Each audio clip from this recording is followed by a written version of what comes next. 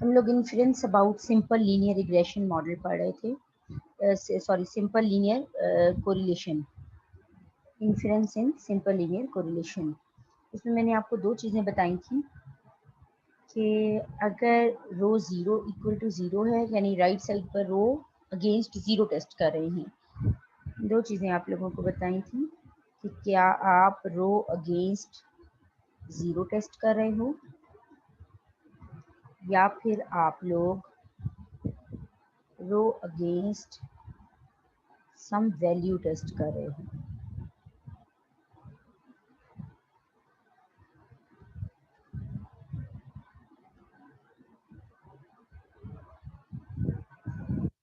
ठीक है, अगर अगेंस्ट ज़ीरो कर रहे हैं तो इसमें फिर टेस्ट वही अप्लाई होता है, टी टेस्ट, जैसे हमने लास्ट टाइम किया था। ये क्वेश्चन हमने लास्ट टाइम किया था। ये रो जो है वो ग्रेटर देन ज़ीरो हो सकता है, लेस देन ज़ीरो हो सकता है, इक्वल टू ज़ीरो हो सकता है, कोई भी पॉसिबिलिटी यहाँ पे हो सकती है। अब हम बात करने जा रहे हैं rho equal to some, rho against some value. तो इक्वल भी हो सकता है, ग्रेटर भी हो सकता है, लेसर भी। टेस्टिंग ऑफ हाइपोथेसिस, तो देखिए उसने लिखा हुआ है rho equal to rho not equal भी हो सकता है। मैं इसलिए ये एरो लगाती हूँ ताकि ये पता चले कि ये इक्वल भी हो सकता है और नॉट इक्वल भी हो सकता है, ग्रेटर भी हो सकता है, लेसर भी हो सकता है।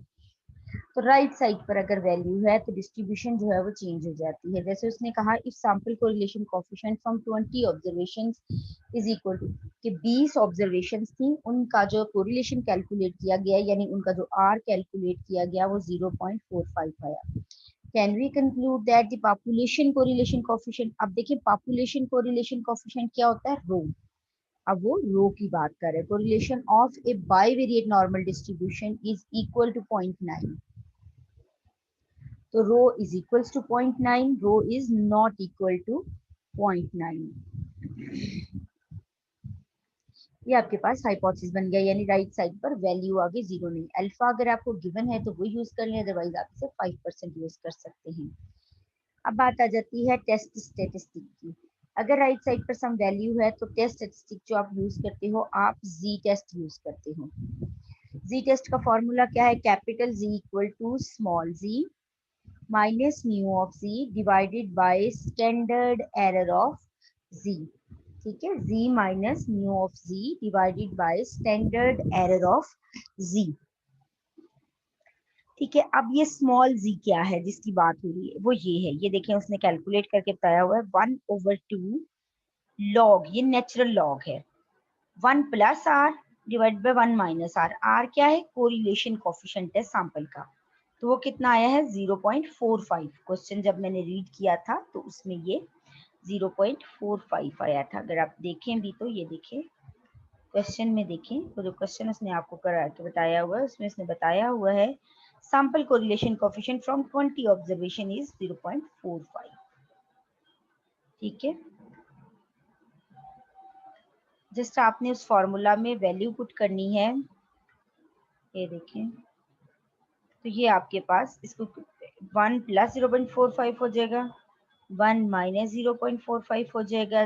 दोनों को डिवाइड करके जो आंसर आए उसका नेचुरल लॉग ले लें और फिर आप लोगों के पास जो भी आंसर आए उसको डिवाइडेड बाय 2 कर दें।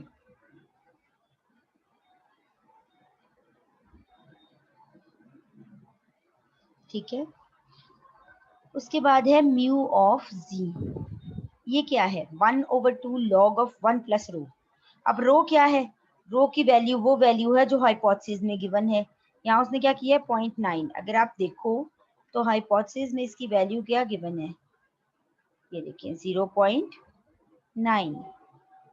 ठीक है, तो आपने यही 0.9 जो है ये फॉर्मूला में पुट करना है, बाकी कैलकुलेशन सेम है।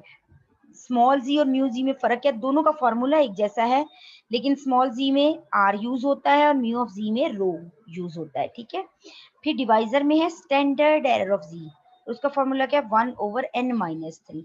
n 20 था, 20 माइनस 3 आ जाएगा 17, तो 1 डिवाइडेड बाय 17 और उसका स्क्वायर रूट करेंगे तो ये आपके पास आंसर आ जाएगा। अब ये सारी चीजें आपने यहाँ पे पुट कर देनी है। स्मॉल जी का आया 0.48, म्यू ऑफ जी का आया 1.47 और स्टैंडर्ड एरर का आंसर ये है। और ओवरऑल आप लोगों के पास आंसर क्या आ गया, -4.08।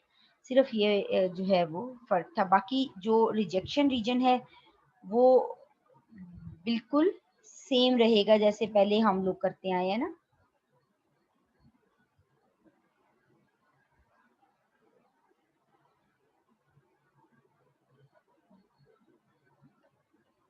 ये देखिए, रिजेक्ट इज नॉट, अब वन टेल टेस्ट था या टू टेल, इसमें चूंकि इक्वल और नॉट इक्वल था तो ये आपके पास टू टेल टेस्ट है।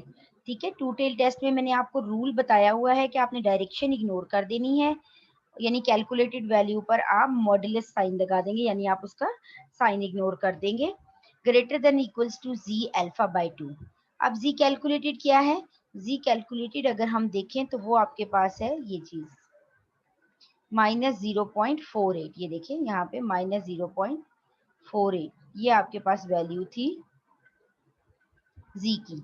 तो जब आप इसका एब्सोल्यूट वैल्यू लोगे तो उसमें क्या होगा कि साइन जो है वो इग्नोर हो जाएगा। ठीक है, तो ये आ जाएगा 4.08 प्लस 4.08 ग्रेटर देन और equals to g alpha by 2। Alpha क्या था हमारे पास 5% था ना, तो 0.05 को अगर आप लोग डिवाइड कर दो 2 पे, ठीक है, तो ये आ जाएगा 0.025। तो ये आपके पास आ जाएगा 0.025। ठीक है, आप इसको टेबल में z के टेबल में देखेंगे। अब ठीक है, जी का टेबल आप लोग कैसे देखते हैं मैं अभी आपको बताती हूँ। ये जी के टेबल में देखेंगे तो ये आप लोगों के पास 1.96 आ जाता है। मैं टेबल अभी आपको शो करती हूँ, पहले मैं इसको कंप्लीट करा दूं, इसकी फिर जरूरत नहीं है हमें, मैंने उसका ही साइन इग्नोर वहां पे कर दिया। सो रिजेक्ट एच नोट, देखें क्या ये 1.96 से ग्रेटर है? Yes, this is a true statement. So we reject our null hypothesis and may conclude that rho is not equal to 0.9.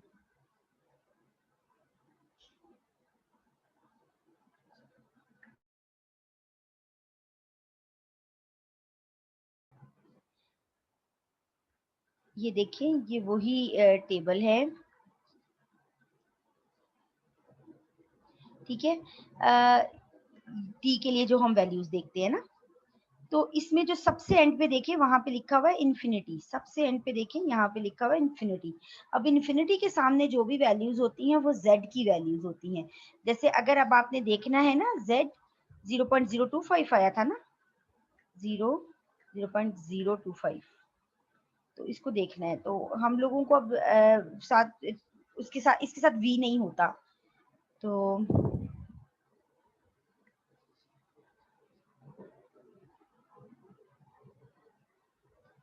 ये देखिए 0.025 है, तो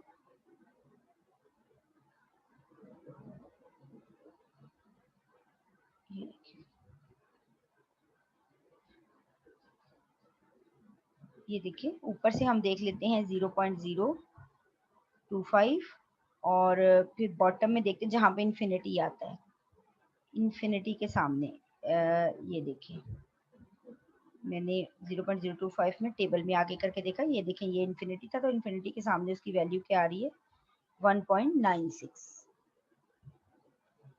ठीक है,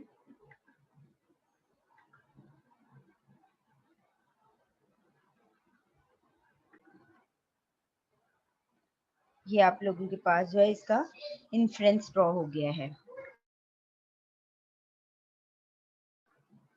अगर रो अगेंस्ट सम वैल्यू आप लोग टेस्ट कर रहे हैं तो